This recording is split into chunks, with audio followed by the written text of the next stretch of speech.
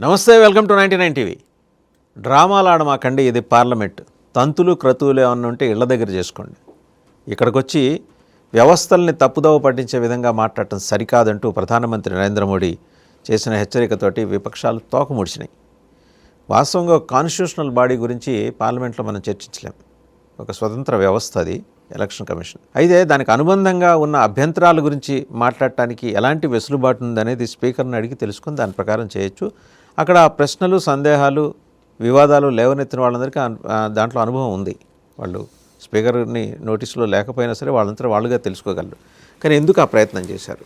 ప్రధానమంత్రి నరేంద్ర మోడీ ఎప్పుడూ లేని స్వరంతో ఎందుకు మాట్లాడాల్సి వచ్చింది? శీతాకాల పార్లమెంట్ సమావేశాల మొదటి రోజే ఎందుకు ఈ వివాదాన్ని విపక్షాలు లేవనెత్తాయి? వీటన్నిటి మీద సమగ్రంగా చర్చించడానికి, విశ్లేషించడానికి మనతో ఉన్నారు senior journalist and political analyst Suresh Kochattil గారు. నమస్తే సురేష్ గారు. నమస్కారం వాజన్ గారు.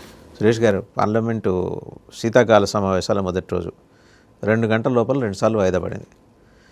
వాళ్ళు ఎంతసేపటికి అపోజిషన్ పార్టీస్ వాళ్ళ అభ్యంతరాల ఎస్ఐఆర్ మీద, దాంతో పాటుగా ఏంటంటే ఎలక్షన్ కమిషన్ రోల్ని క్వశ్చన్ చేసే విధంగా మాట్లాడే ప్రయత్నం చేశారు. అయితే కంగు తిని వాపసు తీసుకున్నారు. మొత్తానికి ప్రైమ్ మినిస్టర్ ఎప్పుడు అట్లా అంత తీవ్రమైన పదజాలం ఎప్పుడు ఉపయోగించరు. ఆయన సాధ్యమైతే చాలా తక్కువగా మాట్లాడతారు.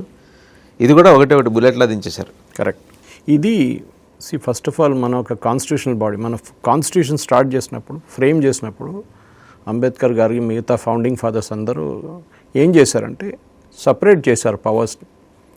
Legislature, judiciary, executive. సో దాంట్లో లెజిస్లేచర్ పని అంటే పార్లమెంట్ కానీ అసెంబ్లీ కానీ వాళ్ళు చట్టాలని తీసుకొస్తారు. దాన్ని ఇంప్లిమెంట్ చేసేది ఎగ్జిక్యూటివ్. దాన్ని పరీక్షించేది జ్యుడిషియరీ. అంటే ఎనీ తప్పులు ఏమైనా చేశారా, బేసిక్ స్ట్రక్చర్ మార్చారా, is it within the parameter the constitution అని సుప్రీంకోర్టు ఎవాల్యుయేట్ చేస్తారు. వీళ్ళు ముగ్గురు రోల్స్ చాలా క్లియర్గా ఉంది. ఇప్పుడు ఎగ్జిక్యూటివ్లో దాంట్లో కూడా మీకు ఎలక్షన్ కమిషన్ కనిపిస్తుంది. ఎలక్షన్ కమిషన్ ఏం చేస్తారు? ఎలక్షన్ కమిషన్ చట్టాలు ఎవరు తీసుకొచ్చారు అంటే కాన్స్టిట్యూషన్లో ఎన్స్ట్రైంట్ ఉంది. అదంతా ఎప్పుడైనా మార్పులు తీసుకురావాలంటే కాన్స్టిట్యూషన్ తీసుకురావాల్సి వస్తుంది. దాని పెద్ద పద్ధతి మనకందరూ తెలిసింది. టిఎన్ శేషన్ గారు ఉన్న టైం నుంచే ఈవీఎంలు తీసుకొచ్చిన పెద్ద ఒక రెవల్యూషన్ ఉండేది. అప్పుడు చాలామంది వ్యతిరేకించారు. ఇప్పుడున్న కాంగ్రెస్ వాళ్ళు కూడా వ్యతిరేకించారు, కానీ వాళ్ళ గవర్నమెంటే ఉండే ఆ టైంలో. దాని తర్వాత ఎంఎస్ గిల్ గారు వచ్చినప్పుడు మన అందరికి గుర్తుంటుంది, ఆయన కొన్ని క్వశ్చనబుల్ డెసిషన్స్ తీసుకున్నారు. ఆయన తర్వాత రిటైర్ అయిన తర్వాత కాంగ్రెస్ పార్టీలో జాయిన్ అయ్యి మినిస్టర్ అయ్యాడు. నవీన్ చావ్లా ఎలక్షన్ కమిషనర్గా ఉన్నప్పుడు చీఫ్ ఎలక్షన్ కమిషనర్ గోపాల్ స్వామి ఒక అలిగేషన్ చేశారు. ఈయన ప్రతి మీటింగ్ నడుస్తున్నప్పుడు, కాన్ఫిడెన్షియల్ మీటింగ్, వీళ్ళు ముగ్గురు కూర్చొని మాట్లాడుతున్నప్పుడు, ముగ్గురు ఎలక్షన్ కమిషనర్, ఈయన అప్పుడప్పుడు బాత్రూమ్కి వెళ్తూనే ఉంటాడు. అరగంట గంటకి బాత్రూమ్కి వెళ్తాడు. ఫోన్ తీసుకెళ్తాడు తోడు. మీరు బాత్రూమ్కి వెళ్ళేటప్పుడు ఫోన్ ఎందుకు తీసుకెళ్ళాలి? అక్కడ వెళ్ళి 15, 20, 30 నిమిషాల తర్వాత తిరిగి వస్తారంట. మళ్ళీ ఇక్కడ డిస్కషన్ నడుస్తుంది ఆల్రెడీ. అక్కడ ఎవరికో కమ్యూనికేట్ చేస్తున్నారు ఇక్కడ ఏం జరుగుతుంది అనేది. అందరికి తెలిసిందే, he was Sonia Gandhi's appointee. So ఇక్కడ ఎలక్షన్ కమిషన్ ఏం డిస్కస్ చేస్తున్నారు, డేట్లు ఏమైనా ఫైనలైజ్ చేస్తున్నారని మొత్తం బయటకు వెళ్ళిపోతుంది ఇన్ఫర్మేషన్ అని ముందే. దాంతోపాటు వాళ్ళు ప్లాన్ చేసుకుంటారు ఏం చేయాలనేది. దానికి ఉన్న మూవ్స్ అనమాట. ఏదైనా స్కీమ్లు అనౌన్స్ చేయాలన్నా, లేకుంటే ఫౌండేషన్ స్టోన్ వేయాలన్నా, ఇనాగరేషన్ చేయాలనంటే డేట్లు డిసైడ్ చేస్తున్నారు. లేకుంటే ఇంకేమైనా క్రూషియల్ డిస్కషన్లో మొత్తం బయటకు వెళ్ళిపోతుంది. He recommended that Naveen Chawla should be removed from the election commission, Gopalaswami గారు. కానీ చేయలేదు, ఎందుకంటే కాంగ్రెస్ గవర్నమెంట్ అప్పుడు. ఇప్పుడు మనం చూస్తున్న ఏంటంటే నవీన్ చావ్లా గారికి వ్యతిరేకంగా ఇప్పుడు నడుస్తున్న అలిగేషన్స్. ఒకటి జ్ఞానేష్ కుమార్ ఉన్న టైంలో నవీన్ చావ్లా గారు చేసిన అదే అలిగేషన్ జ్ఞానేష్ కుమార్ మీద ట్రై చేస్తున్నారు వీళ్ళు, కానీ నడవట్లేదు అదంతా. జ్ఞానేష్ కుమార్ అందరికి తెలిసిందే, he's an independent person, he takes decision. ఎందుకంటే చాలా మటుకు ఎలక్షన్ కమిషన్కి ఉన్న చట్టాలు వాళ్ళ దాంట్లోనే ఆపరేట్ చేయగలరు. వాళ్ళు కొత్త చట్టాలు తీసుకురాలేరు. దీనికన్నా ముందు కూడా డిస్కస్ చేస్తారు. కాన్స్టిట్యూషన్ ఏముందో అంతే. ఇప్పుడు వీళ్ళేమంటున్నారు, మన ఎస్ఐఆర్ గురించి పార్లమెంట్లో డిబేట్ చేయాలంటున్నారు. సరే, మీరు డిబేట్ చేశారా? రిప్లై ఎవరు ఇస్తారు? ఎవరు ఇవ్వలేరు. Because no minister or even prime minister can answer on behalf of election commission. Election commission constitutional body వాళ్ళు. సుప్రీంకోర్టు మొన్న కూడా ఎస్ఐఆర్, బీహార్ ఎస్ఐఆర్ కేసులు అన్నారు. వీళ్ళు మొన్న పార్లమెంట్ ఇదే గొడవ చేసినప్పుడు సుప్రీంకోర్టు చీఫ్ జస్టిస్ అన్నారు, బీహార్లో 64 లక్షల మంది ఓటర్లు తీసినప్పుడు మీరందరూ ఇక్కడ ఏడ్చుకుంటే ఇక్కడికి వచ్చారు. మేమేం చేసాం, ప్రతి బూత్ లెవెల్ ఆఫీసర్ దగ్గర బయట గోడ మీద అంటించమని చెప్పాం. అక్కడ అది కాకుండా లిస్ట్ ఒక్కొక్క పొలిటికల్ పార్టీ రికగ్నైజ్ పొలిటికల్ పార్టీస్ని పిలిచి వాళ్ళందరికీ ఒక్కొక్క కాపీ ఇవ్వమని చెప్పారు. బీహార్లో 12 రికగ్నైజ్ పార్టీస్ ఉన్నాయి, రికగ్నైజ్ పొలిటికల్ పార్టీస్. వాళ్ళ 12 పార్టీస్కి ప్రతి బూత్లో మీరు ఒక్కొక్క కాపీ, అది ఎవరెవరిని ఎక్స్పెల్ చేశారు, ఎవరిని తీసేశారు ఆ లిస్ట్ ఇవ్వండి. ఓటర్ లిస్ట్ అయితే ఎట్లయినా వాళ్ళు డౌన్లోడ్ చేసుకోవచ్చు కావాలంటే, అది కూడా ఇచ్చారు. దాని తర్వాత వీళ్ళేమన్నారంటే దాంట్లో అట్లా తీసేసిన వాళ్ళకి ఫామ్లు ఫిలప్ చేయడానికి రాదంటే ఎలక్షన్ కమిషన్ సుప్రీంకోర్టు ఏం చెప్పారంటే పారాలీగల్ సర్వీసెస్ యూజ్ చేసి, అంటే వాళ్ళ దగ్గర ప్రతి జిల్లాకి ఒక పారాలీగల్ సర్వీస్ ఉంటుంది, ఫ్రీగా చేసే కేసులు తీసుకుంటారు కొంతమంది. అది కాకుండా వాళ్ళ స్టూడెంట్స్ ఉంటారు, ఇంటర్న్స్, వీళ్ళందరూ వాడుకొని. మన తెలుగు రాష్ట్రాల్లో లీగల్ సర్వీస్ అథారిటీ అంటాం, ప్రతి జిల్లాకి ఒకటి ఉంటుంది. ప్రతి జిల్లాకి. అది కాకుండా వాళ్ళ దగ్గర ఏం చెప్పారంటే ప్రతి డిస్ట్రిక్ట్ మెజిస్ట్రేట్ కూడా దగ్గర మీ దగ్గర ఇంటర్న్స్ ఎవరైనా ఉంటే, స్టూడెంట్స్ ఉంటే, లా స్టూడెంట్స్ అందరినీ పంపించి ప్రతి డిస్ట్రిక్ట్ కోర్టులో కూర్చోబెట్టండి, లేకుంటే ప్రతి మున్సిపల్ కోర్టులో ఎక్కడున్నా కానీ అక్కడ పెట్టండి. ఈవెన్ బుయ్యల్లో దగ్గర కావాలంటే బూత్ లెవెల్లో కూడా పెట్టించండి చెప్పారు. అందరు వెళ్ళి కూర్చున్నారు, ఎవ్వరు రాలేదు. మొన్న కూడా సుప్రీంకోర్టు అదే అన్నారు, ఒక వారం ముందు జరిగిన హియరింగ్లో ఒక్కరు ఎందుకు రాలేదు, ఒక్కరు రాలేదు. దాని తర్వాత 64 లక్షలు క్లోజ్ చేసేసి అది అయిపోయింది, ఆ చాప్టర్ ఫినిష్ అయిపోయింది. ఇప్పుడు ఎలక్షన్ జరిగింది, కాంగ్రెస్కి 6 సీట్లు వచ్చినాయి. టెక్నికలీ వారం లోపల they suppose to file an objection with after the declaration of result. ఇప్పుడు దాకా ఒక్క అబ్జెక్షన్ కూడా ఫైల్ చేయలేదు. వీవీప్యాట్ అన్నీ కావాల్సిన బూత్లు అన్నీ కౌంట్ చేశారు, ఒక్కటి కూడా తప్పుగా రాలేదు, అన్నీ కరెక్ట్ వచ్చింది కౌంట్. ఇప్పుడు ప్రాబ్లం ఎక్కడ వస్తుందంటే, మీరు ఈ చేసిన అలిగేషన్స్ని ప్రూవ్ చేయాలంటే మీరు కోర్టుకి వెళ్ళాల్సింది. వీళ్ళు వెళ్ళట్లేదు, కోర్టుకి వెళ్ళరు, ఎలక్షన్ కమిషన్ దగ్గర పిటిషన్ ఫైల్ చేయట్లేదు, ఏం చేయకుండా అలిగేషన్ ఎస్ఐఆర్. ఈ మొన్నదాకా మమతా బెనర్జీ ఏం చెప్పిందంటే, నేను ఎస్ఐఆర్ అసలు బెంగాల్లో చేయనియను, ఇక్కడ జరగకూడదని చెప్పారు. ఆల్రెడీ 89% మంది ఫామ్ ఫిలప్ చేసి ఇచ్చేసారు. లేటెస్ట్ 97 దాటింది. అది ఫామ్స్ డిస్ట్రిబ్యూటెడ్. ఇది రిసీవ్డ్ ఫామ్స్ 87 అంటే అది 81 to 87 అని చెప్తున్నారు. ఫైనల్ ఫిగర్ మనకి ఇవాళ ఈవినింగ్ వస్తుంది, ఎందుకంటే 4th డెడ్ లైన్ ఉండే, ఇప్పుడు ఎక్స్టెండ్ చేశారు, వారం పొడిగించారు. ఇది బీహార్లో కూడా పొడిగించింది, కొత్తదేం లేదు దాంట్లో. వీళ్ళేమన్నారు మా విక్టరీ. సరే తీసుకో విక్టరీ. ఇక్కడ వాళ్ళ విజయం తీసుకోవడం తప్పేం లేదు, తీసుకోండి. ఎందుకంటే ఎలక్షన్ కమిషన్ సుప్రీంకోర్టు అడిగారు మొన్న, డైరెక్ట్ ఒక వారం పొడిగించవచ్చు అంటే దే ఓపెన్ క్వశ్చన్గా పెట్టేశారు, కావాలంటే చేసుకోవచ్చులే అని చెప్పేసి. అది కాకుండా ఇప్పుడు చేసిన దాంట్లో కూడా ఎస్ఐఆర్లో ఇప్పుడు అభిషేక్ బెనర్జీ నిన్న మమతా బెనర్జీస్ నెవ్యూ రాజ్యసభలో మాట్లాడుతూ ఏమన్నారంటే, మాకు ఎస్ఐఆర్ గురించి వ్యతిరేకంగా ఏం లేదు, చేస్తున్న పద్ధతి మాకు నచ్చట్లేదు. ఆమెకి ఏం కావాలంటే ఇప్పుడు ఈ రాబోయే ఎలక్షన్లో ఈ లిస్ట్ వాడకూడదు, ఓకే, దాని తర్వాత వాడుకోండి. ఇప్పుడు 30లో వచ్చే ఎలక్షన్స్ ఎందుకంటే ఇప్పుడు చేయకండి. అప్పుడు వీళ్ళని చెప్పారంటే, మాకు బీహార్లో నెల లోపల మేము ఫినిష్ చేసేసాం మొత్తం, ఎవరికి ఏ ప్రాబ్లం లేకుండా. ఒక్కరు బిఎల్లో కూడా సూసైడ్ చేయలేదు అక్కడ. ఇక్కడేమో సూసైడ్ల మీద సూసైడ్లు, ధర్నాలు. అది కాకుండా ఎలక్షన్ కమిషన్ ఆఫీస్ని వీళ్ళు మొత్తం బయట నుంచి ధర్నా చేసి మొత్తం లాకప్ చేసేసారు ఎలక్షన్. దాని స్ట్రివర్ యాక్షన్ తీసుకున్నారు ఎలక్షన్ కమిషన్. మన డీజీపీకి లెటర్ రాశారు, మీరు ఎట్లా అలౌ చేస్తున్నారు ధర్నా, ఒక కాన్స్టిట్యూషన్ బాడీ, అది కూడా టీఎంసీ యూనియన్లు, టీఎంసీ టీచర్లు వాళ్ళ క్లాస్ ఇడిచేసి వచ్చి ఇక్కడ కూర్చుంటున్నారు ధర్నా కోసం. పిల్లల సంగతి ఏమైందో అడగకండి, ఇదంతా డ్రామా. ఇప్పుడు ఏమంటున్నారు అభిషేక్, లేదు మేము ఓన్లీ ప్రాసెస్ ప్రాబ్లం ఏంటి చెప్పండి ఒకసారి. బేసిక్లీ ఏంటంటే, మీరు బిఎల్ఓల్ని వాడుకోకూడదు, మేము మీకు ఫామ్లు ఇచ్చేస్తాం, మీరు అది తీసుకోవాల్సింది అంతే. సారీ, నడవదు అది. ఇప్పుడు ఇవాళ వచ్చిన ఇంకో రిపోర్ట్ చూసుంటారు మీరు, 2260 బూత్ల్లో వెస్ట్ బెంగాల్లో ఒక్క ఓటరు చనిపోలేదు, ఒక్క ఓటరు మైగ్రేట్ కాలేదు, ఎక్కడా డూప్లికేషన్ లేదు. ఎట్లా అవుతుంది అదే? అంటే ఇన్నేళ్ల పాటు, ఏది 20 సంవత్సరాలు, 20 ఏళ్ల వ్యవధిలో 2200 పోలింగ్ బూత్ల పరిధిలో ఒక్కరు కూడా చనిపోలేదు, ఒక్కళ్ళు కూడా మైగ్రేట్ కాలేదు. ఎక్కడున్నవాడు షేక్పేటలో ఉన్నాడు, అమీర్పేటలోనే ఉన్నాడు. సో 2260 మల్టిప్లైడ్ బై 1000 అని పట్టుకోండి మీరు మినిమం. అప్పుడు ఎన్ని అవుతుందండి ఆలోచించండి ఫిగర్. అది 22 lakhs. 22 lakhsలో ఒక్కరు కూడా చనిపోలేదా? ఒక్కరు కూడా మైగ్రేట్ చేయలేదా? ఒక్క డూప్లికేట్ ఓటర్ కూడా లేదా? ఇప్పుడు ఇవాళ వచ్చిన కౌంట్ ప్రకారం వెస్ట్ బెంగాల్లో 20 లక్షల మంది డెడ్ ఓటర్స్ని తీసేశారు. ఆల్రెడీ చనిపోయారు, వాళ్ళు తొలగించారు. ఒక 20 లక్షలు హకీంపూర్ దాటేశారు ఆల్రెడీ. ఇక్కడేమో ఆధార్ యుఐడిఏ ఏమంటున్నారు 34 లక్షల మంది చనిపోయారు, వాళ్ళ డేటాబేస్ మేము డీయాక్టివేట్ చేసేసామని, వాళ్ళ కార్డ్ పనిచేయదు ఇప్పుడు. కానీ వీళ్ళు ఫిల్ చేసిన ఫామ్స్లో 20 లక్షలు చూపిస్తుంది ఇప్పుడు. అంటే ఇంకా 14 లక్షలు ఎక్కడో దాచుకున్నారు వాళ్ళు, ఇప్పుడు కూడా వాళ్ళ పేర్లు వాడుకుంటున్నారు. So they have to catch. This is the 2260, దాంట్లో కూడా వస్తుంది, ఈ ఫిగర్ వస్తుంది. వీళ్ళ ప్రాబ్లం ఇది. ఏమవుతారు సార్ ఇప్పుడు ఆధార్ డియాక్టివేట్ చేసిన 36 lakhs ఉంది, చనిపోయినట్టు లెక్క బయటపడుతుంది 20 lakhs, 16 లక్షలు ఎక్కడ ఉన్నారు? అది వీళ్ళు ఫిలప్ చేయట్లేదు, అది వీళ్ళు చూపించట్లేదు. బిఎల్ఓస్ టీఎంసీ వాళ్ళు చాలామంది దాంట్లో, టీచర్ యూనియన్ అక్కడ ఇక్కడ నుంచి రేపొద్దున they won't be given they will be caught and given charge sheet. ఎందుకంటే you are faking the data. వాళ్ళ తప్పు కాదు, వాళ్ళు ప్రెషర్ పెడుతున్నారు లీడర్లు. ఇప్పుడు కేరళలో సిపిఎం చేస్తారు చూడండి, అట్లనే డిఎంకే చేస్తారు తమిళనాడులో, ప్రెషర్ పెడతారు. మీరు ఈ ప్రాబ్లం యూపీ కానీ మధ్యప్రదేశ్ కానీ మిగతా పెద్ద రాష్ట్రాలు ఎక్కడైనా ఈ ప్రాబ్లం వినిపిస్తుందా మీకు? ఇక్కడ లేదు, అన్నీ బాగానే జరుగుతుంది. ఈ వెస్ట్ బెంగాల్ ఒక్కటే ప్రాబ్లం. అసలు మోస్ట్ ట్రబుల్సమ్ స్టేట్ అనుకున్న బీహార్లో కూడా బాగానే ఉంది కదా. ఆలోచించారు, బీహార్లో ఎప్పుడు లా అండ్ ఆర్డర్ బాగాలేదంటారు, కానీ 64 లక్షల మందిని తీసేసిన తర్వాత కూడా ఒక్క కంప్లైంట్ కూడా రాలేదు. ఇప్పుడు ఎలక్షన్ రిజల్ట్ వచ్చిన తర్వాత బీహార్లో ఒక్కడు కూడా పిటిషన్ ఫైల్ చేయలేదు. ఏది అవకతవకలు జరిగినాయి కౌంటింగ్లో, అది ఏవో డబ్బులు ఎక్కువ ఖర్చు పెట్టి ఏదైనా ఓడిపోయిన వాళ్ళే ఫైల్ చేయాలి. ఇంకోటి ఏంటంటే దీని మెమరీ కార్డ్ బర్నింగ్ అంటారు, అది 7 రోజులకే పెట్టుకుంటారు.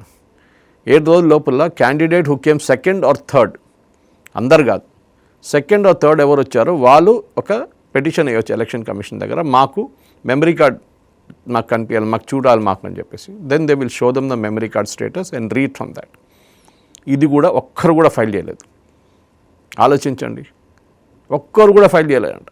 అంటే దాట్ మీన్స్ 243 కాన్స్టిట్యున్సీల్లో ఎన్ని వంద ఓటు ఒక కాన్స్టిట్యున్సీలో మినిమం మీరు ఒక 10-15 మంది క్యాండిడేట్స్ పెట్టుకుంటే కూడా మీకు మినిమం ఒక 2660 అంత ఉన్నారు క్యాండిడేట్స్ టోటలీ. ఒక్కరు కూడా పిటిషన్ ఫైల్ చేయలేదు. సో దాంతో తెలిసిపోతుంది వీళ్ళది ఎంత ఓట్ చోరీ అది ఇది. ఎందుకంటే ఒకసారి మీరు కోర్టుకు వచ్చారనుకోండి, then you have to give evidence. అక్కడ మీరు అఫిడవిట్ ఫైల్ చేసినప్పుడు నేను నిజం సత్యం చెప్తున్నాను, I'm telling you the truth అని చెప్పి రాయాల్సి అక్కడ. అండ్ అక్కడ మీరు అబద్ధం చెప్తే మిమ్మల్ని పట్టుకొని కంటెంప్ట్ కోర్టులో వేసేస్తారు, మీరు మిమ్మల్ని కేసు డిస్మిస్ చేస్తారు, మీ మీద ఫైన్లు కూడా వేస్తారు. సో ప్రాబ్లం ఇక్కడ వచ్చింది వాసుదేవన్ గారు, దట్ ఎస్ఐఆర్ అనే ఒక ప్రాసెస్ ఎందుకు చేస్తున్నారు. ఇది దీనికన్నా ముందు 5 సార్లు చేశారు. ఒక్కసారి మాత్రమే అండర్ ఏ ఆపోజిషన్ గవర్నమెంట్, అది వాజ్పేయి గారు ఉన్న టైంలో జరిగింది. లాస్ట్ ఎస్ఐఆర్ జరిగింది మన్మోహన్ సింగ్ టైంలో, అంటే ఒక 11 ఏళ్ళ క్రితం. ఎవరైనా అబ్జెక్ట్ చేశారు అంటే 2002లో జరిగింది. ఆయన 2014లో డిమిట్ చేశారు ఆఫీసు. ఓకే, 2002లో ఆయన వచ్చిన తర్వాత జరిగింది. సో ఈ ప్రాబ్లం ఇది. అంటే మీరు అప్పుడు జరిగిన దానికి ప్రాబ్లం, అంటే 23 years తర్వాత మళ్ళీ ఇదే జరుగుతుంది. కరెక్ట్. ఈ 23 yearsలో ఆ 2300 బూత్లో ఒక్కరు కూడా చనిపోలేదు. అక్కడ మీకు తెలిసిపోతుంది ఒక్కరు షిఫ్ట్ కాల, ఒక్కడు కూడా షిఫ్ట్ కాల, ఒక డూప్లికేట్ ఓటర్ కూడా లేరంట. సో అది పక్కన పెడదాం మనం, అది పట్టుకుంటారు. ఆల్రెడీ షోకాస్ నోటీస్ ఇష్యూ చేశారు వాళ్ళకి. ఇది ఇంకా వస్తుంది, ఎందుకంటే ఒకసారి మీకు డేటా మీ చేతికి వచ్చిన తర్వాత అనలైజ్ చేయొచ్చు, మీరు ఏఐ యూజ్ చేయొచ్చు, మీరు అడగొచ్చు how can this be there, ఈ పేర్లు ఎంతమంది ఉన్నారంటే AI will detect and tell you how many are there. అది కాకుండా మిగతా సాఫ్ట్వేర్ కూడా ఎలక్షన్ కమిషన్ దగ్గర. ఇప్పుడు జరగబోయేది ఏంటంటే ఈ ఓటర్ లిస్ట్ రాగానే నా అంచనా ప్రకారం మనం దీనికన్నా ముందు కూడా మాట్లాడిన 1 కోటి మంది డూప్లికేట్ ఓటర్స్ ఉన్నారు వెస్ట్ బెంగాల్లో. 1 crore 1 lakh వీళ్ళని బయటకు తీయాల్సింది.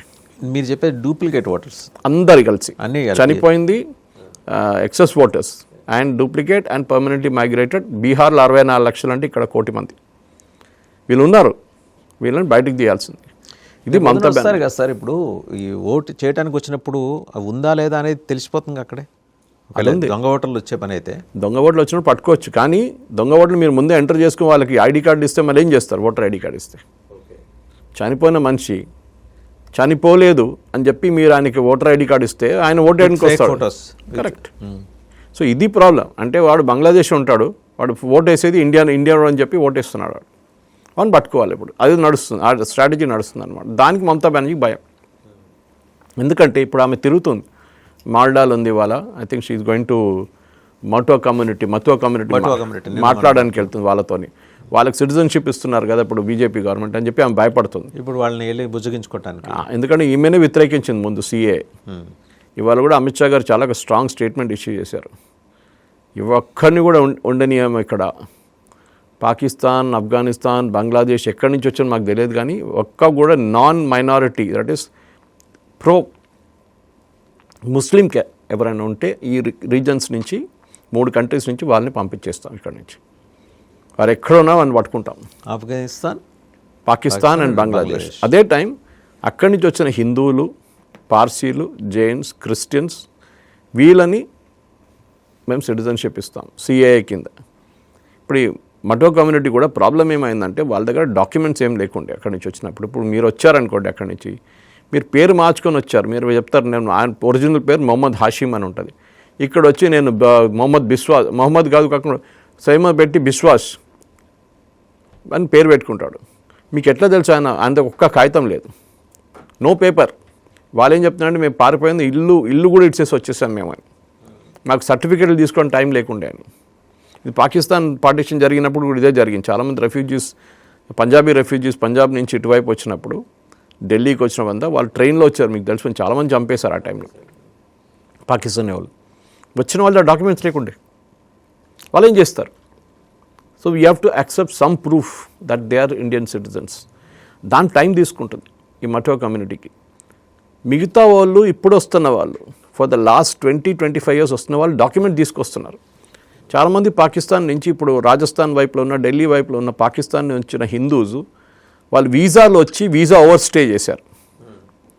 వీసాలు వచ్చారు ఇక్కడికి, ఏదో మా చుట్టాలు ఉన్నారు వాళ్ళు కలవడానికి వెళ్తున్నారు, లేకుంటే కేదార్నాథ్కి వెళ్తున్నాం, బద్రీనాథ్కి వెళ్తున్నాం అని చెప్పి వీసా తీసుకొని ఇండియాకి వస్తున్నారు. వచ్చిన తర్వాత they are not going back, ఇక్కడ ఉండిపోతున్నారు. So naturally foreigners registration office ఉంటుంది, స్పెషల్ బ్రాంచ్, వాళ్ళు ట్రాక్ చేస్తారు. అరే వీళ్ళు పాకిస్తాన్ వాళ్ళు కానీ హిందువులు, వాళ్ళ దగ్గర పాస్పోర్ట్ ఉంది, వీసా ఉంది, వీసా ఎక్స్పైర్ అయిపోయింది. సరే అమ్మా మీకు టెంపరీ వీసా ఇస్తాం, మీరు ఉండండి ఇక్కడే, సిటిజన్షిప్ అమెండ్మెంట్ యాక్ట్ కింద మిమ్మల్ని తీసుకుంటాం. ఒక ప్రూఫ్ ఉంది. ఈ బంగ్లాదేశ్ నుంచి 47లో వచ్చిన వాళ్ళు ఈ మటో కమ్యూనిటీకి, అక్కడ వాళ్ళకి ప్రూఫ్ లేదు వాళ్ళ దగ్గర. సో వాళ్ళు టైం తీసుకుంటున్నారు, ప్రతి మనిషిని చెక్ చేసి ఐడెంటిఫై చేసి ఇవ్వాల్సి వస్తుంది. Because we're taking their word for granted. వాళ్ళు చెప్పిన మాట నిజం మనం యాక్సెప్ట్ చేస్తున్నాం. సో దాన్ని ఈమె వెళ్ళి అక్కడ ఫింగర్ చేస్తుంది, చూడండి బీజేపీ గవర్నమెంట్ ఇన్ని సంవత్సరాల నుంచి మీకు సిటిజన్షిప్ ఇవ్వలేదని. సిఏ అయితే ఇప్పుడే వచ్చింది కదా, రూల్స్ నోటిఫై చేసి 2 సంవత్సరాలు కూడా కాలేదు. వీళ్ళు వచ్చింది 47లో, 47 నుంచి బీజేపీ గవర్నమెంట్ 2014లోనే వచ్చింది కదా. ఇప్పుడు దాకా ఏం చేశారు వీళ్ళు ఇన్ని సంవత్సరాలు? మీరు 1950 కట్ ఆఫ్ డేట్ పెట్టుకోండి, రిపబ్లిక్ 50 to 50, దాని తర్వాత 64 సంవత్సరాలు ఏం చేశారు? This is a question, principal question. ఇది అడగాల్సింది మన రెస్పాన్స్. వాళ్ళని కలుస్తుంది కదా సార్ మటువా కమ్యూనిటీ వాళ్ళని, ఇవాళ వెళ్ళింది ఇక్కడికి, ఇది చెప్పడానికి వెళ్ళింది. కానీ అక్కడున్న బీజేపీ వాళ్ళు, శువేందు అధికారి కానీ మిగతా వాళ్ళు కౌంటర్ చేస్తున్నారు. కానీ ఈ పాయింట్ తీసుకురావాల్సింది, వీళ్ళకి డిలే ఎందుకు అవుతుంది అనేది చెప్పాలి, అది ఎక్స్ప్లెయిన్ చేయాలి. ఒక్క కాగితం కూడా వాళ్ళ దగ్గర లేదు, బర్త్ సర్టిఫికేట్ పోనివ్వండి, బంగ్లాదేశ్ ఐడెంటిటీ కార్డు పోనివ్వండి, ఏం లేదు వాళ్ళ దగ్గర. అంటే 47లో వచ్చా చాలామంది చనిపోయి ఉంటారు దాంట్లో ఇప్పుడు దాకా. వాళ్ళ గ్రాండ్ చిల్డ్రన్ ఉంటారు ఇప్పుడు అక్కడ. వాళ్ళ దగ్గర అసలు కాగితాలు ఉండవు, బికాజ్ నెక్స్ట్ జనరేషన్ కదా వాళ్ళు, ఇక్కడ పుట్టారు వాళ్ళు కొంతమంది. ఏం చేస్తారు ఇప్పుడు? సో దానికి ఒక సొల్యూషన్కి వస్తున్నారు. ఇప్పుడు కొంతమందికి ఆల్రెడీ ఇచ్చేశారు, మొన్న కలిపి ఒక ఆల్మోస్ట్ 120 మందికి ఇచ్చేశారు సిటిజన్షిప్. నడుస్తుంది process. At the same time సుప్రీంకోర్టులో ఒక కేసు బహుశా ఈ వారంలో అయిపోతుందా సార్? ఈ వారంలో ఇచ్చేస్తారా సిటిజన్షిప్? లేదు, మొత్తం ఇవ్వలేము. ఇది ఒక్కొక్కరిది సెపరేట్, వాళ్ళని మాట్లాడి వాళ్ళని చెక్ చేసి డబుల్ చెక్ చేసి, ఎందుకంటే బంగ్లాదేశ్ కోఆపరేట్ చేయరు. మా దగ్గర ఏం డాక్యుమెంట్ లేదంటారు, 47 డాక్యుమెంట్ మా దగ్గర ఏం లేదంటారు. ఏం చేయొచ్చు? ఇప్పుడు ఏం చేశారంటే ఒక కొత్త చట్టం ప్రకారం కొత్త కేసు వేశారు సుప్రీంకోర్టు. ఇవాళ హియరింగ్ ఉంది యాజ్ వీ స్పీక్. దాంట్లో ఏమన్నారంటే ఈ సిఏఏకి అప్లై చేసిన వాళ్ళు, మీరు అప్లై చేస్తే మీకు ఒక అక్నాలజ్మెంట్ వస్తుంది ఆన్లైన్లో, saying you have received your form, we under consideration. ఆ కన్సిడరేషన్స్ ఒక్కొక్కసారి 3 నెలలు ఉండొచ్చు, 3 సంవత్సరాలు ఉండొచ్చు. ఇప్పుడు చేసిన ఈ కేసులు ఏంటంటే, మీకు ఒకసారి సిఏలో మీరు రిజిస్టర్ అయిపోతే, సుప్రీంకోర్టులో ఇవాళ వేసిన కేసులు ఏమంటున్నారు, we should get the voter ID automatically అని ఒక పెటిషన్ వేశారు. అది ఇవాళ హియరింగ్కి వస్తుంది. అది చూద్దాం. నేను చెప్పింది అయితే ఇవ్వాల్సిందే, బికాజ్ సిఏలో యాక్సెప్ట్ చేసిన తర్వాత ఒక ఫస్ట్ లెవెల్ చెక్లోనే మీకు తెలిసిపోతుంది వీళ్ళ దగ్గర డాక్యుమెంట్స్ ఉందా లేదా, వీళ్ళు పాకిస్తాన్ నుంచి వచ్చిన హిందువులేనా లేకుంటే అక్కడి నుంచి ఐఎస్ఐ పంపించిన ఏదైనా ఏజెంట్లా వీళ్ళు, అది కూడా ఉంది. ఇప్పుడు అది చెక్ చేయాలంటే ఏంటి సార్, పారామీటర్ ఏంటి? అది చాలా కాంప్లికేట్. దాంట్లో ఇంటెలిజెన్స్ బ్యూరో, స్పెషల్ బ్రాంచ్ వీళ్ళందరూ వస్తారు దీంట్లో. ఎందుకంటే పాకిస్తాన్కి వెళ్ళి అడగలేం కదా, పాకిస్తాన్లో వాళ్ళు అడ్రస్ తీసుకొని అక్కడ వెళ్ళి వీళ్ళు ఇక్కడి నుంచి వచ్చారని ఎవరు అడుగుతారు? వెళ్ళి ఆఫ్ఘనిస్తాన్ ఎవరిని అడుగుతారు? గవర్నమెంటే అక్కడ స్టేబుల్ లేదు. అక్కడ నుంచి 6 చాలామంది పారిపోయారు. Afghanistan had a large contingent of 6. వాళ్ళందరూ పారిపోయి చాలామంది వచ్చేసారు భారతదేశానికి. సో వాళ్ళకి రైట్స్ ఇస్తే, ఓటింగ్ రైట్స్ ఇస్తే మమతా బెనర్జీ భయపడుతుంది. ఇదే ప్రాబ్లం ఢిల్లీలో ఉండే. అరవింద్ కేజ్రీవాల్ సిఏ ఇవ్వద్దని చెప్పి అజిటేషన్ చేసిన మనిషి అరవింద్ కేజ్రీవాల్. కాంగ్రెస్ వాళ్ళు కూడా వ్యతిరేకించారు. Of course I can understand Owaisi or All India Union Muslim League in Kerala వాళ్ళు చేస్తే దానికి ఒక రీజన్ ఉంది. వాళ్ళు ఏమంటారు, ముస్లిమ్స్ కూడా ఏమంటున్నారు, వాళ్ళకి దేశం ఇచ్చేసాం, ఇంకా వాళ్ళకి మళ్ళీ సిటిజన్షిప్ ఇవ్వడంటే మాకు ఇచ్చేసేయండి పాకిస్తాన్, ఇటువైపు బంగ్లాదేశ్ కూడా మాకు ఇచ్చేసేయండి, we will not take back. దానికి సిఏ ఇస్ వెరీ క్లియర్. దానికోసం ఇంత పెద్ద అజిటేషన్ చేశారు సిఏ వ్యతిరేకంగా. కేరళలో కూడా సిపిఎం కానీ ఇక్కడున్న కాంగ్రెస్ కానీ ఓవైసీ ఇలాంటి వాళ్ళు అందరూ ప్రొటెస్ట్ చేశారు. సో ఇప్పుడు ఈ వచ్చిన పరిస్థితిలో ఇప్పుడు మా 3-4 పాయింట్స్ ఇప్పుడు ఉంది. ఒకటి, మీరు చెప్పిన దాని ప్రకారం వెస్ట్ బెంగాల్లో ఆల్మోస్ట్ ఎండింగ్కి వచ్చేస్తుంది. సుప్రీంకోర్టులో స్టేటస్ ఫైల్ చేస్తున్నారు. 97% వాళ్ళకి ఇచ్చారు, రిసీవింగ్ 87 అయింది. ఆ రిసీవింగ్లోనే ఉంది. 13% దాంట్లో చనిపోయిన వాళ్ళు ఆల్రెడీ డిక్లేర్ చేశారు. డూప్లికేట్లు అంతా చూడాల్సి వస్తుంది. డూప్లికేట్ ఎలక్షన్ కమిషన్ దగ్గర డేటా ఉంటుంది. దాని తర్వాత permanently migrated. Final voters list ఎప్పుడు ప్రకటించే అవకాశం ఉంది సార్? ఇప్పుడు 14 తారీఖు అంటే ఇప్పుడు మన ఇది పొడిగించింది 4 నుంచి 7, 11 అంటే 16, 17కో 18కి వచ్చేస్తుంది. 18 దాకా డ్రాఫ్ట్ ఓటర్ లిస్ట్ ఒకటి వస్తుంది. దాని తర్వాత ఫైనల్ ఓటర్ లిస్ట్ వస్తుంది. ఎందుకు అబ్జెక్షన్స్ అడుగుతారు, మళ్ళీ కాల్ ఫర్ చేస్తారు కదా. అంటే మీ పేరు లేదు, మీరు అబ్జెక్షన్ ఫైల్ చేయొచ్చు. నా పేరు తీసేశారని, నా చనిపోయినని చూపిస్తున్నాను, నేను బతుకున్నా అని చెప్పి బర్త్ ప్రూవ్ చేస్తారు వాళ్ళు. దాన్ని మళ్ళీ బిఎల్ఓ లెవెల్లో వాళ్ళు ఇన్వెస్టిగేట్ చేసి కరెక్ట్ అంటే వాళ్ళు ఇస్తారు, లేకుంటే రిజెక్ట్ చేస్తారు వాళ్ళు. ఇది ప్రాసెస్ ఉంది. ఆ ప్రాసెస్ ఇట్ టేక్స్ టైం. జనవరి దాకా ఫైనల్ లిస్ట్ వచ్చేస్తుంది. ఓకే, జనవరి ఫస్ట్ వీక్ దాకా ఫైనల్ ఆల్రెడీ ఇచ్చారు ఎలక్షన్ కమిషన్. వాళ్ళ రూల్స్ ప్రకారం they have given the details as to when and what will be done when అనేది అది చాలా క్లియర్గా ఇచ్చారు. సో వాజన్ గారు నేనేమంటున్నా అంటే ఈ ఎస్ఐఆర్ ప్రాసెస్ని మీరు క్వశ్చన్ చేస్తున్నారు పార్లమెంట్లో. ఏం క్వశ్చన్ చేస్తారో చెప్పండి. 10 పాయింట్లు 10 అక్కర్లేదు. You tell 3 top point. What is your objection? Pressure పెడుతున్నారు. ప్రెషర్ ఏంటండి? 1000 మందికి మీరు ఫామ్స్ డిస్ట్రిబ్యూట్ చేయాలి. డిస్ట్రిబ్యూట్ చేయడం చాలా ఈజీ. వాళ్ళ ఇంటికి వెళ్తారు, ఉన్నామా? ఉన్నారు, ఈ 5 ఫామ్లు మీ ఇంటికి తీసుకోండి, ఫిల్అప్ చేసి మాకు ఇవ్వండి, నాకు ఫోన్ చేయండి, నా నంబర్ ఇది, నా నంబర్ దాని మీద ఫామ్ మీద నంబర్ ఉంటుంది వాళ్ళది. ఆయన వెళ్తాడు. 30 రోజులు ఉన్నాయి. 2 రోజులు డిస్ట్రిబ్యూషన్ పోయిందనుకోండి, 4 రోజులు పోయిందండి, 26 రోజులు మిగిలినాయి. మీరు ఎంత కలెక్ట్ చేయాలి రిటర్న్? అదే 1000 ఫామ్లు కలెక్ట్ చేయాలి. ఓకే, ప్రతిరోజు మీరు 10 ఫామ్లు కలెక్ట్ చేశారనుకోండి, ఎంత అయింది? 260 ఉంటుంది. 20 ఫామ్లు కలెక్ట్ చేస్తే it will be double that. అంటే మీరు రోజుకి 40 ఫామ్లు కలెక్ట్ చేయాలి రిటర్న్. రోజుకి 8 గంటలు ఉంటుంది. వీలేమంటాం మాకు టైం సరిపోవట్లేదు. మీ దగ్గర అక్కడ కూర్చొని చేయమని చెప్పట్లేదు వాళ్ళ ఇంట్లో.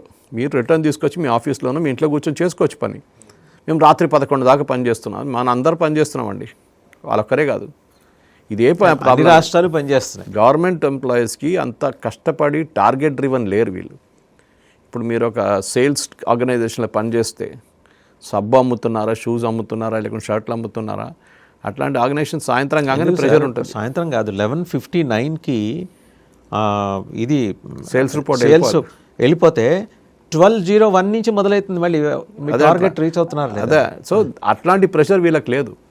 పొద్దున వస్తారు, ఛాయ్ తాగుతారు, మళ్ళీ కొంచెం రెస్ట్ తీసుకుంటారు, అదంతా వీళ్ళు నడుస్తూనే ఉంటుంది వీళ్ళది.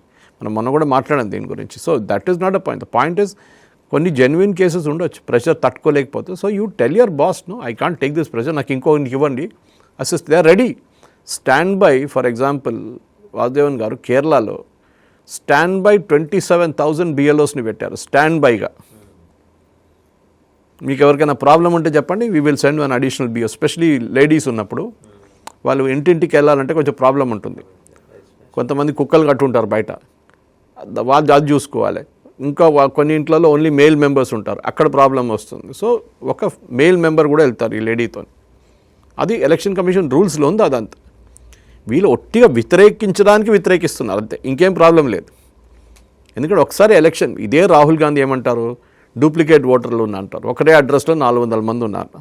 అదే సార్ట్అవుట్ చేస్తున్నాం కదరా నాయన, దానికోసం ఎస్ఐఆర్ చేస్తున్నాం, అది చేయకూడదు. ఓటర్ లిస్టులో అంతమంది ఉన్నారు. మనం దీనికన్నా ముందు కూడా ఎక్స్ప్లెయిన్ చేసాం జీరో అడ్రస్ అంటే ఏంటి అనేది, we have explain very clearly. ఇప్పుడు ఏమంటున్నారు, ఏదో కేరళలో ఒక్క ఇంట్లో అడ్రస్లో 200 మంది ఉన్నారంట. కొంతమంది ఏమంటారు కోచింగ్ ఇన్స్టిట్యూట్ పేరులో ఉన్నారంట, కోచింగ్ ఇన్స్టిట్యూట్లో ఒక 40 మంది రిజిస్టర్ చేసుకున్నారంట. ఉండొచ్చు, కోచింగ్కి వస్తారు కదా కొంతమంది, 3 సంవత్సరాలు 2 సంవత్సరాలు 3 సంవత్సరాలు ఉండిపోతారు టీచర్స్గా, వాళ్ళు అక్కడే ఉంటారు. సో వాళ్ళు అక్కడ రిజిస్టర్ చేసుకుంటారు, దాంట్లో తప్పేముందండి? Course it needs be investigated. అది చేయాల్సింది, వాళ్ళు ఫామ్ ఇచ్చినప్పుడు తెలిసిపోతుంది. అది వాళ్ళు అక్కడ క్యాన్సిల్ చేసి ఇక్కడ తీసుకుంటున్నారా, వాళ్ళ ఒరిజినల్ క్యాన్సిల్ చేస్తున్నారా, ఆన్లైన్ చేయొచ్చు ఇదంతా. సో బేసిక్లీ ప్రాబ్లం ఏంటంటే మమతా బెనర్జీకి ఈ 1 కోటి మంది వెళ్ళిపోతే ఆమెకు పెద్ద టెన్షన్. ఎందుకంటే last time Mamata Banerjee party టీఎంసీకి 2,80,00,000 మంది ఓటేశారు లాస్ట్ ఎలక్షన్లో. ఈసారి అంటే లాస్ట్ టైం బీజేపీకి వచ్చింది 2,20,00,000. The difference is 60 lakhs. ఈ 60 lakhs మీరు 1 కోటి మందిని తీసేస్తే బీహార్లో జరిగింది అదే సిచ్యువేషన్ ఇక్కడ వస్తుంది. రెప్లికేట్ అవ్వచ్చు, ఆల్మోస్ట్ రెప్లికేట్ కావచ్చు. ఎందుకంటే బీజేపీకి ఇప్పుడు 65 సీట్లు ఉన్నాయి, వాళ్ళు లాస్ట్ టైం 75 గెలిచారు, కానీ కొంతమంది వెళ్ళిపోయారు. సో 65 సీట్ల నుంచి వాళ్ళు డబుల్ అయితే they will form the government. అది మమతా బెనర్జీకి దానికోసం ఎట్లయినా అడ్డుకోవాలని చెప్పి అడ్డుకుంటారు. ఆమె ఏం చెప్పారు, we will not allow SIR in the state అన్నారు. ఇప్పుడు వాళ్ళు నెవ్యూ అంటున్నారు, నో ఎస్ఐఆర్ మాకు ప్రాబ్లం లేదు, నేను వకఫ్ ఇంప్లిమెంట్ చేయని చెప్పిన మనిషి మమతా బెనర్జీ ఇప్పుడు 5 రోజుల ముందు లేసి వకఫ్ మేము యాక్సెప్ట్ చేస్తున్నాం అని చెప్పి వీళ్ళందరూ లైన్లో వచ్చేస్తారండి. పినరాయి విజయన్ స్పీచ్ ఇచ్చాడు కేరళలో, సిఐఏ ఇక్కడ రానియము, నేను మీరెవరండి, ministry of home affairs, citizenship ఇవ్వాలన్నా వద్దనేది మినిస్ట్రీ ఆఫ్ హోమ్ అఫేర్స్ దగ్గర ఉంది. You are only a chief minister, మీకు పాస్పోర్ట్ ఇష్యూ చేయడానికో సిటిజన్షిప్ తీయడానికో పెట్టడానికి మీకు అథారిటీ లేదు. ఇది వాసుదేవన్ గారు. So this is something that we all need to understand. ఎట్లా నడుస్తుంది వర్డ్ సార్? ఇప్పుడు సరే, తృణమూల్ కాంగ్రెస్ వైఖరి ఏంటో తెలిసిపోయింది, కాంగ్రెస్ వైఖరి ఏంటో తెలిసిపోయింది. కమ్యూనిస్ట్ పార్టీలు ఏం చేస్తున్నాయి వెస్ట్ బెంగాల్? మంచి క్వశ్చన్ అది. మా కమ్యూనిస్ట్ ఉన్నారా? ఇవాళ జాన్ బ్రిటాస్ ఒక ట్వీట్ కాదు, ఇండియన్ ఎక్స్ప్రెస్ ఆర్టికల్ వచ్చింది, దాని ఫోటో చూసి నేను ట్వీట్ చేశాను. మీ కమ్యూనిస్ట్ వాళ్ళని అందరినీ పార్లమెంట్లో మమ్మల్ని మాట్లాడలేదు, ఎంతమంది ఉన్నారండి మీ వాళ్ళు? నేను చెప్పాను, మీలాంటి వాళ్ళని తీసుకెళ్ళి మ్యూజియంలో పెట్టాలి. అయిపోయింది, కమ్యూనిజం అనేది అయిపోయింది, world wide it's gone. Hungary లేదు, పోలాండ్ లేదు, రొమేనియా లేదు, ఎక్కడ లేదు. మిగిలింది ఎక్కడ? ఒక నార్త్ కొరియా, క్యూబాలో కూడా లేదు. చైనీస్ వాళ్ళు కమ్యూనిస్ట్ కాదు, ఇప్పుడు క్యాపిటలిస్ట్ అయిపోయారు. రష్యాకి అసలు కమ్యూనిజంతో సంబంధమే లేదు. ఇదంతా చూసినప్పుడు ఏంటంటే బేసిక్లీ కమ్యూనిజం అనేది కమ్యూనిస్టులకి వెస్ట్ బెంగాల్లో లాస్ట్ టైం వచ్చింది 0 seats. కాంగ్రెస్తో టైఅప్ పెట్టుకున్నారు, వాళ్ళకు వచ్చింది 0, వాళ్ళు కూడా 0 seat. ఆలోచించండి, this party rule for 30+ years. ఒక 10 సీట్లైనా రావాలన్నా 0 సీట్లు ఏంటండి? వై 0? అంటే కాంగ్రెస్ కన్నా కనకష్టం అయిపోయారు కాంగ్రెస్ పరిస్థితి. Then also you can understand Congress. Okay, వాళ్ళకి అక్కడ ఎక్కువ పట్టలేదు. మమతా బెనర్జీ వాళ్ళ మెయిన్ లీడర్ ఉండి ఆమె కొత్త పార్టీ, ఆమె పార్టీ పెట్టుకొని ఆమె పార్టీ నడిపించుకుంటుంది. ఆ ఓట్లను ఎక్కడ పోయినాయి? అండర్స్టాండబుల్. అట్లీస్ట్ వాళ్ళకు సేవ్ ఉంది చెప్పుకోవడానికి. ఇది వీళ్ళదంటే జ్యోతిబాసు నుంచి బుద్ధదేవ్ భట్టాచార్య దాకా వీళ్ళు రూల్ చేశారు కదా 30+ సంవత్సరాలు. 10 సీట్లను మీరు తీసుకురాలేరు అసెంబ్లీలో. ఇది పరిస్థితి వీళ్ళది. అండ్ మాట్లాడడంలో పెద్ద మాట్లాడతారు. ఈవెన్ టీఎంసీ వాళ్ళకి తక్కువ కాదు. మొన్న ఒక డెలిగేషన్ వెళ్ళి ఎలక్షన్ కమిషనర్ కలిసి ఫస్ట్ వాళ్ళు ధమ్కి ఇచ్చారు, మేము అది చేస్తాం ఇది చేస్తాం, లైవ్ స్ట్రీమ్ చేయాలంట. అంటే వీళ్ళిద్దరు కూర్చొని మాట్లాడుకుని డెలిగేషన్ అండ్ డెరిక్ ఓబ్రైన్, మహువా మైత్రా వీళ్ళందరూ వెళ్ళినప్పుడు వీళ్ళందరినీ మాట్లాడుతుంది లైవ్ స్ట్రీమ్ చేయాలంటే election commission side no provision like that. మాట్లాడి మీటింగ్కి వచ్చారు, మాట్లాడదాం. అంతా అయిపోయిన తర్వాత వీళ్ళు you have blood on your hands, అది ఇది అని చెప్పి డెరిక్ ఓబ్రైన్ చాలా బ్యాలిస్టిక్గా వెళ్ళిపోయాడంట. తర్వాత ఎలక్షన్ కమిషన్ చెప్పారంట, మేము మీ దగ్గర ఉన్న బిఎల్ఓస్కి ఆనరోరియం పెంచాం, 6,000 ఉన్నది 10,000 చేశాం, ఆగస్ట్లో చేశాం, ఇప్పుడు దాకా డబ్బులు మీరు ఎందుకు ఇవ్వలేదు? No answer. డెరిక్ ఓబ్రైన్ ఎక్కడ చూస్తున్నట్టే, వీళ్ళు ఇక్కడ చూస్తున్నట్టు, వాళ్ళకి తెలియదు ఇది. ఆ డబ్బులు ఆపెట్టారు మమతా బెనర్జీ. అది వీళ్ళకి తెలియదు. దానికోసం బిఎల్ఓస్ కొట్లాడుతున్నారు. యాక్చువల్లీ వాళ్ళకి డబ్బులు ఇది, ఎందుకంటే వాళ్ళు పెట్రోల్ పోపించుకొని ఒక ప్లేస్ నుంచి ఒక ప్లేస్ పోవాలంటే బండిలో పెట్రోల్ ఉండాలి కదా, అలవెన్స్ అది. సో ఈ ఆనరోరియం దానికి ఇస్తున్నారు. ఈ నెల పనిచేసేదికి 10,000 రూపీస్ మీ జీతం ఉంది సపరేట్, అది ఎక్కడ వెళ్ళట్లేదు. As a government employee, teacher కానీ, ప్యూన్ కానీ, మీరు ఏదైనా గవర్నమెంట్ ఆఫీసులో పనిచేస్తే మీకు ఆ జీతం ఉంది. This is over and above that. అది ఇచ్చి ఆగస్ట్లో ఇస్తే now we are in December 1st. ఇప్పుడు దాకా అది ఆమె పాస్ ఆన్ చేయలేంట, ఆమె దగ్గర పెట్టుకుంది డబ్బులు. మొన్న ఒక స్టేట్మెంట్ ఇచ్చింది ఆమె, మాకు ఫండ్స్ ఇవ్వట్లేదు సెంట్రల్ గవర్నమెంట్, దానికోసం మేము ఇది డిస్ట్రిబ్యూట్ చేయటం. అరే దానికి దీనికి సంబంధం లేదు. It's not central government fund, election commission ఇచ్చిన డబ్బులు ఇది. దాని సెంట్రల్ గవర్నమెంట్ ఫండ్స్ కూడా చెప్పారు. ఇప్పుడు జల్ జీవన్ మిషన్ ఎగ్జాంపుల్ తీసుకుందాం. వాస్తవానికి వేల పొద్దున్న డేటా వచ్చింది, టైమ్స్ ఆఫ్ ఇండియాలో ఉంది. 24,000 కోట్లు అక్కడ పడింది, ఇంకా యూజ్ చేయలేదు. We're coming to end of financial year and another 4 months. ఆమె వాడటం లేదు, అక్కడ డబ్బులు పడి ఉన్నాయి అకౌంట్లో. ఎందుకంటే మీరు టెండర్ పిలవాలి, దాని క్వాలిటీ ఇన్స్పెక్షన్స్ ఉంటుంది, పైప్స్ ఇన్స్పెక్షన్ ఉంటుంది, కాంట్రాక్టర్ ఉంటుంది, కాంట్రాక్టర్ ఫైనలైజ్ చేయాలి, వాడికి మళ్ళీ వాడు మొత్తం గ్రౌండ్ వర్క్ స్టార్ట్ చేస్తాడు, మీరు ఇన్స్పెక్షన్ చేస్తారు, ఫైనలీ అది పైప్ లైన్ నీళ్ళు వచ్చిందా లేదా, వచ్చిన తర్వాతనే అప్రూవల్ చేసి ఆయన డబ్బులు ఇస్తారు. ఇది పెద్ద ప్రాసెస్, మీరు 4 నెలల్లో ఫినిష్ చేయలేరు. ఇది ఆ ఫండ్ ల్యాప్స్ అయిపోతుంది. ఇది ప్రాబ్లం వీళ్ళది. ఏమనంటే సెంట్రల్ గవర్నమెంట్ ఇప్పుడు ఇక్కడ కూడా చూసాను నిన్న, మేము 4 లక్షలు మాకు ఇచ్చే డబ్బులు ఎంత, 4 లక్షల కోట్లు, 3 లక్షలు ఏదో చెప్పారు, ఫిగర్ చెప్పారు ఇక్కడ నుంచి, తెలంగాణ నుంచి ఇస్తున్నాం కానీ మాకేమి ఇవ్వట్లేదు సెంట్రల్ గవర్నమెంట్ అని చెప్పి. అరే బాబు, దాంట్లో ఇన్కమ్ ట్యాక్స్ నేను మీరు కట్టింది ఇన్కమ్ ట్యాక్స్ ఉంది దాంట్లో, వీళ్ళకి స్టేట్ గవర్నమెంట్కి ఏం సంబంధం దాంతో? స్టేట్ గవర్నమెంట్ వైపు నుంచి స్టేట్ గవర్నమెంట్ ట్యాక్స్ ఏముందని చెప్పండి. ప్రజలు వెళ్ళి ఒక రెస్టారెంట్లో తింటే మీ ట్యాక్స్ కాదు అది. దాంట్లో ఉన్న state GST, central GST is GST, that is paid by the citizen, not by you. టూరిస్టులు వస్తారు, హోటల్కి వెళ్తారు, మీ ఫండ్ ఎట్లా అవుతుందండి? మీరు స్టేట్ గవర్నమెంట్ వైపు నుంచి స్టేట్ గవర్నమెంట్ ఎంప్లాయీస్ కానీ మిగతా వాళ్ళు అది మాట్లాడండి. స్టేట్ గవర్నమెంట్ కట్టిన ట్యాక్సుల గురించి మాట్లాడండి, దెన్ వీ కెన్ అండర్స్టాండ్. ఇక్కడున్న పబ్లిక్ సెక్టర్ అండర్టేకింగ్, ఎన్ఎండిసి లాంటి ఆర్గనైజేషన్ చాలా కడతారు ట్యాక్స్లు వాళ్ళు, మీరు దాన్ని కూడా మీ క్రెడిట్లో తీసుకుంటారా? You only speak about what funds have gone from you. అది కాకుండా సెంట్రల్ గవర్నమెంట్ మీకు తెలిసింది డిఫెన్స్ మెయింటైన్ చేస్తారు, రోడ్లు మెయింటైన్ చేస్తారు, నేషనల్ హైవేస్ మెయింటైన్ చేస్తారు, సెంట్రల్ గవర్నమెంట్ ఫండ్స్ ఇస్తారు, ఎన్ఆర్హెచ్ఎం కింద national rural mission, urban mission, చాలా ఉన్నాయి చెప్పుకుంటూ పోతే. మీ దాన్ని నడుస్తున్న 108 ఎవరు నడిపిస్తున్నారు? సెంట్రల్ గవర్నమెంట్ నడిపిస్తున్నారు. కానీ ఫోటో రేవంత్ రెడ్డి గారు ఉంది, దాని మీద బీజేపీ వాళ్ళు తప్పది, బీజేపీలు అడగట్లేదు, దానికి ఇచ్చే డబ్బులు central government. Couple of years ఏగో Nirmala Sitharaman గారు వచ్చినప్పుడు కామారెడ్డి జిల్లాలో ఒక చోట సేమ్ థింగ్. నిర్మలా సీతారామన్ గారు ఢిల్లీ నుంచి వాసుదేవన్ గారు దీనికోసం రావాల్సి వచ్చింది అడగడానికి. ఇక్కడున్న లీడర్స్ అడగట్లేదు. 108లో మోదీ గారి ఫోటో ఎందుకు లేదు అడగాలి కదా, అడగాలి. బీజేపీ ఏం చేశారు? చిన్నగా ఎన్హెచ్ఎం అని పెట్టారు కార్నర్. ఎన్హెచ్ఎం అంటే ఎవరికి అర్థమవుతుందండి? National health mission. వాళ్ళ ఫండ్స్ దాంట్లో ఉంది. అంబులెన్స్కి, ప్రతి అంబులెన్స్కి 1,40,000 ఇస్తారు ప్రతి నెలకి. So why is that figure? అక్కడిక్కడ మారుంటుంది ఫిగర్. ఇప్పుడు I'm talking figure which is 2 years old. మీరు అడగండి, ఒక ఆర్టీఏ ఫైల్ చేయండి. సెంట్రల్ గవర్నమెంట్ మీరు ఇచ్చిన 104, 108 అంబులెన్స్కి ఒక్క ఎగ్జాంపుల్ ఇస్తున్నాను మీకు, అంత ఇంకా చాలా ఉన్నాయి ఇట్లాంటి ఎగ్జాంపుల్ చెప్పుకుంటూ పోతే. Central government Jal Jeevan Mission ఉంది. మన వాళ్ళేమో బీఆర్ఎస్ గవర్నమెంట్ ఉన్నప్పుడు మేము 100% వాటర్ ఇచ్చేసామని చెప్పారు అందరికీ, మాకు డబ్బులు అక్కర్లేదు మీ డబ్బులు అని చెప్పేసి. ఎందుకంటే దాంట్లో ఆడిట్ ఉంటుంది. మీరు జల్ జీవన్ మిషన్ కింద తీసుకుంటే ఏజీ ఆడిట్ చేస్తారు, ఏజీ డౌట్ ఉంటే సిఏజీకి ఫ్లాగ్ చేస్తారు. సార్, వెస్ట్ బెంగాల్ మనకి ఫైనల్ పిక్చర్ ఎప్పుడు వస్తుంది? ఫైనల్ పిక్చర్ మీకు 14th ఒక ఫైనల్ పిక్చర్ వచ్చేస్తుంది. అంటే ఎన్ని ఫామ్లు పోయినా ఈ నెల 14 లోపల 14 వచ్చేస్తుంది. దాని తర్వాత అబ్జెక్షన్ తర్వాత ఫైనల్ జనవరి దాకా మీకు ఫైనల్ వచ్చేస్తుంది ఒకసారి. Because the schedule is like that. ఎందుకంటే మీకు ఇప్పుడు ఎలక్షన్ రాబోతుంది. సో ఎలక్షన్ వచ్చేదాకా మీకు ఎంత ఎలక్షన్లో ఎంత వాడుకుంటున్నారో, ఏం చేస్తున్నారు అనేది ఒక డీటెయిల్ ఇవ్వబోతున్నారు. ఈ సిస్టమ్ ఇచ్చిన తర్వాత మీకు డెఫినెట్గా you can get the figures అనమాట. నేను కూడా నా దాంట్లో పోస్ట్ చేశాను ఒకసారి. Data is also available online. So I got the data here now. సో ఇప్పుడు కొత్త దాని ప్రకారం 11వ తారీఖు ఫినిష్, ఎన్యూమినేషన్ పీరియడ్ అయిపోతుంది. Registration, rearrangement of polling stations కూడా రీఅరేంజ్ చేయాల్సి వస్తుంది. అది కూడా 11వ తారీఖు. దాని తర్వాత అప్డేషన్ ఆఫ్ కంట్రోల్ టేబుల్ అంతా, పబ్లికేషన్ ఆఫ్ డ్రాఫ్ట్ రోల్ మీరు అడిగారు. 16th December ట్యూస్డేకి డ్రాఫ్ట్ రోల్ పబ్లిష్ అవుతుంది. దాని తర్వాత క్లెయిమ్స్ అండ్ అబ్జెక్షన్స్కి 16 తారీఖు నుంచి 15 తారీఖు జనవరి దాకా 1 month టైం ఇస్తారు. దాని తర్వాత దాన్ని ఇష్యూయన్స్ హియరింగ్ అంతా ఉంటుంది. ఆ హియరింగ్ ఏమో 16 తారీఖు నుంచి 7వ తారీఖు దాకా నడుస్తుంటుంది సైమల్టేనియస్గా. Final publication of electoral rolls will be done on 14th of February 2026. ఇప్పుడు మనం డిసెంబర్కి వచ్చాము అంటే 2.5 months తర్వాత we'll get the final rolls. దాని తర్వాత ఎలక్షన్ 14 ఫిబ్రవరికి దానికి డ్రాఫ్ట్ రోల్స్ అనేది మీకు తెలిసిపోతుంది. డ్రాఫ్ట్ రోల్స్ నుంచి ఫైనల్ రోల్స్కి ఎక్కువ డిఫరెన్స్ ఉండదు. సో ఆ రోజుకి ఈ చనిపోయిన 20 లక్షల మంది తిరిగి లేచి వచ్చారా లేదా ఆ రోజు తెలిసిపోతుంది. అదే మీరు బీహార్లో 64 లక్షలు చూసారు చూడండి, that was a draft role.